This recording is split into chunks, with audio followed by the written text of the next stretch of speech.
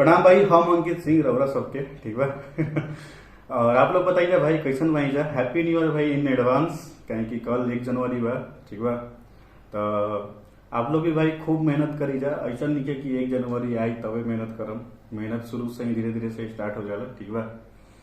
ज्यादा ज्ञान देता नहीं, अरे कोई बात ना, अपन फैमिली बा यार, अपन फैमिली से अपना बतियाएं तो केकरा से बतियाई।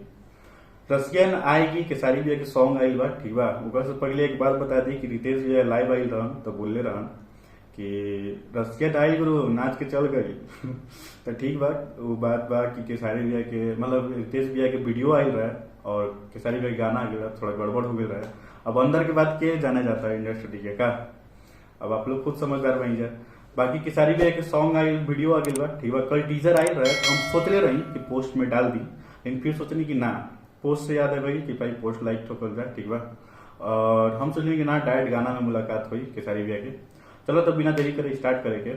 सिंगर केसारी भैया और खुशबू तिवारी और लिरिक्स में प्रकाश बारूद, म्यूजिक डायरेक्टर प्रकाश बारूद, कंपोजर प्रकाश बारूद भाई फाड़ दिलन।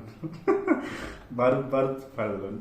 चलो तो बिना देरी करे स्टार्ट करेंगे भाई। और हाँ एक बात और कि हमारा छोटा सा मेहनत का तो एक शेयर आप लोग से जरूर बढ़ता है।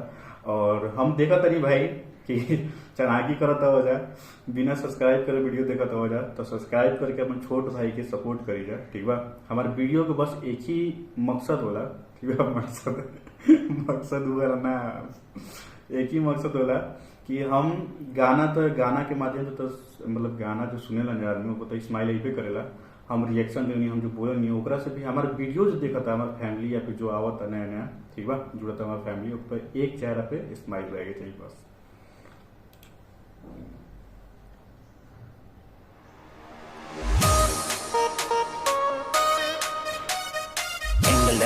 अरे अरे भाई ये का बोल रहा हूँ, कुछ समझ में ना आई, आप लोग समझ आई लोग तो कमेंट करके जरूर बताइएगा। सुनो जा का कहले वो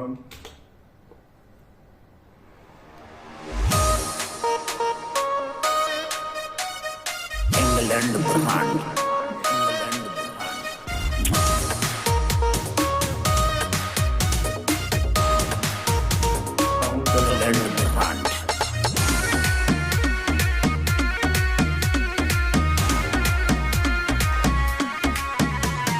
मेरे सिवा तेरा यहाँ कोई नहीं है, छोड़ दूंगी तो तेरा न ठिकाना कहीं है, समझा क्या?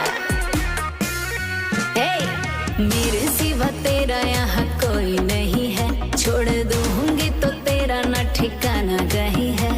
तू नाचेगा उंगली पे बाबू ये नागिन नचाएगी। सुन मुझे छोड़ के बेवफा हो जाएगी, मुझे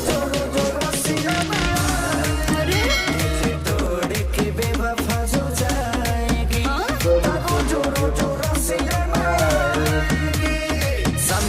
दिमाग नहीं है क्या?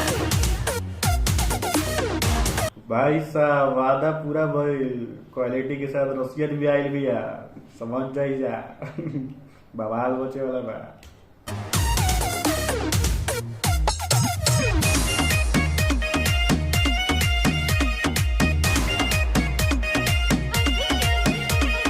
अभी अभी हुई मैं तो बालिक हूँ, अपनी मर्जी की मालिक हूँ, समझा क्या? तो कायदे में रहने का। हाँ और तेरे न किसी के अंदर है रहता, ऊंची आवाज किसी का न सहता। तुमसे बेहतर है लाइन में उसी से शादी रचाएगी, निकल तू। मुझे छोड़ के बेवफा हो जाएगी, तोड़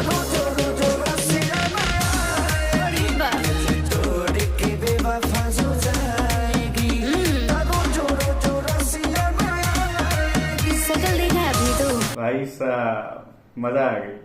कल भाई 1 जनवरी बा ठीक बा, तो ई गाना के इतना प्यार दी ना कि हमारा लगा था कि ट्रेंडिंग में पहुंचा दी जा। भाई हम तो अब यही कहता नहीं, हमारा लगा था कि हमारा जब तक वीडियो आई तब तक शायद ट्रेंडिंग में मत चढ़ जाए, ऐसा हमारा लागत है। अब देखा जाए क्या होता है। इंग्लैंड ब्रह्मांड।